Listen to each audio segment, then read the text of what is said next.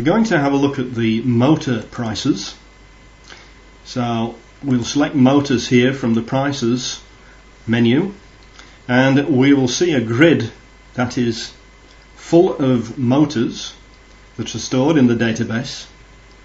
We can select by motor brand. In this case we're showing all motors.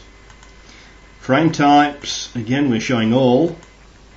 Poles, we can filter by 2-pole, 4-pole, 6-pole, 8-pole, and this drop down box will reflect the motors that are actually stored in the database. For example, we don't have any 10-pole motors. So the first thing I'm going to do is simply update a single price.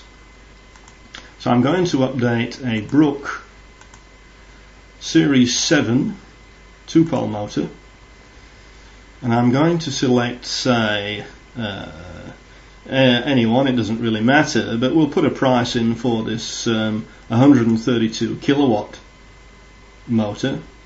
So all I need to do is double click a row to enter a price, and I might put a price in of, say, $5,500. Say OK, and there it is. Now the other thing I can do for these motors is update the price by a factor.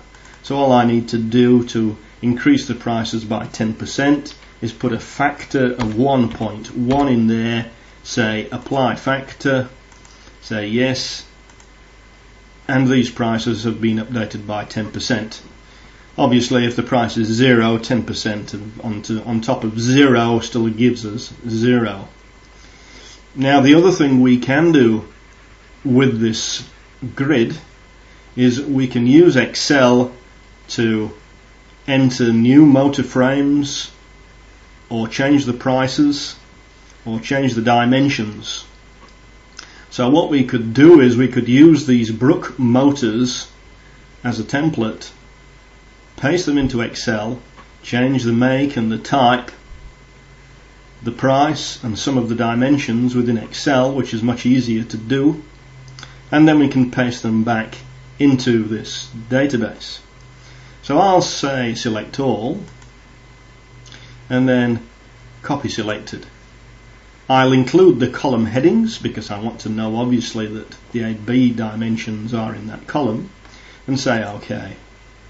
So they've now been copied to the Windows clipboard, and all that's needed is to open Excel and paste them into Excel where they can be manipulated. Now when you are changing anything in Excel that has to go back into this database, you can't rearrange any of the columns. You must maintain the same format for each column.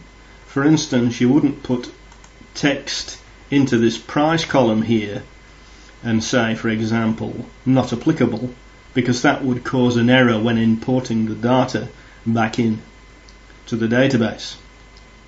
The other thing to note that is that this particular database doesn't check for duplications.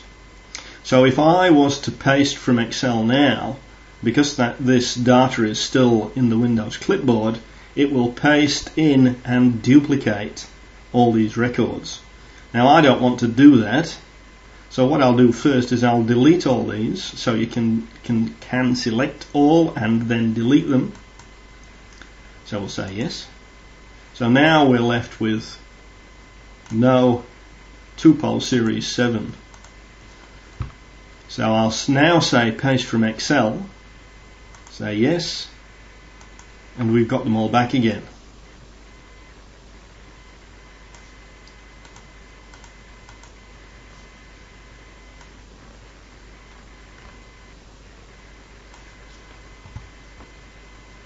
The other thing we probably should do from time to time is compact the database.